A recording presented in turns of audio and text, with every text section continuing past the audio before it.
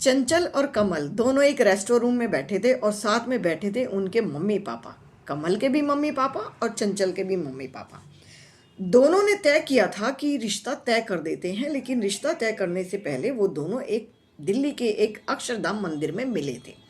उन्होंने कहा था वहीं बैठकर सब कुछ तय करेंगे, एक दूसरे के घर में जाना और उसके बाद हो सकता है किसी को ना करना, तो ये अच्छी चीज़ें नहीं होती हैं।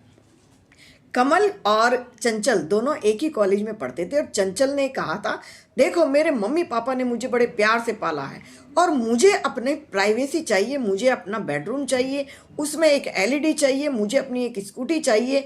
और कमल बड़े मुस्कुरा कर एक लिस्ट बनाता जा रहा था और उसने आकर अपनी मम्मा को बताया था, मम्मा देखो वो चंचल मुझे इस तरह से कुछ कह रही है। अब कमला जी ने किशन लाल जी से कहा कि देखो दोनों बच्चे शादी करना चाहते हैं, लेकिन उसने कुछ शर्तें रख दी हैं और शादी तो हमें करनी ही है, तो चलो मिलकर बातचीत करते हैं।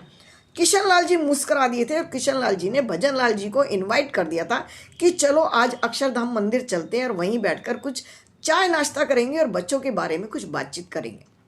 दोनों परिवार आमने सामने बैठे थे और तभी किशन लाल जी ने कह दिया कि देखिए आपको जो भी कुछ देना है वो आप अपनी बेटी को देंगे।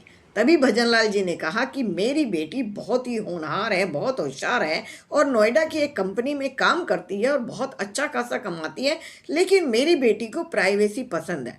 तो किशन लाल जी ने बड़े मुस्कुराते हुए कह दिया, हमें कोई ऐतराज नहीं, हम भी यही चाहते हैं कि आपकी बेटी आपके पास ही रहे। तो आप क्या देना चाहते हैं वो तो आप जानते हैं, जो भी आप सामान देना चाहते हैं, आप एसी देंगे, आप बेड देंगे, अलमारी देंगे, फर्नीचर देंगे, आप अपने घर के हिसाब से ही दीजिएगा। इस पर भजन लाल जी चौंक गए, क्यों, ये आप क्या कहना चाहते हैं? किशन लाल जी ने कहा कि मैं ये कहना चाहता हूँ कि हमें ये रिश्ता मंजूर है।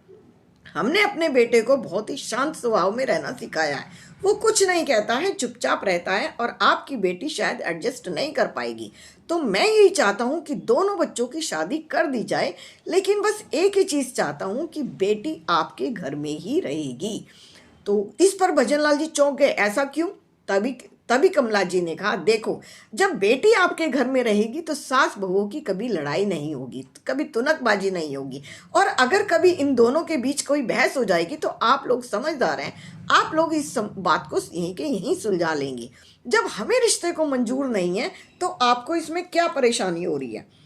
और आपने आजकल सुना भी है कि बहुत जल्दी जल्दी तलाक हो रही हैं, शादियां आजकल टिकती कहाँ हैं, और आप समझदार हैं। ये सुनते ही भजन लाल जी चौंक गए थे और उन्होंने साफ साफ कह दिया था कि मेरी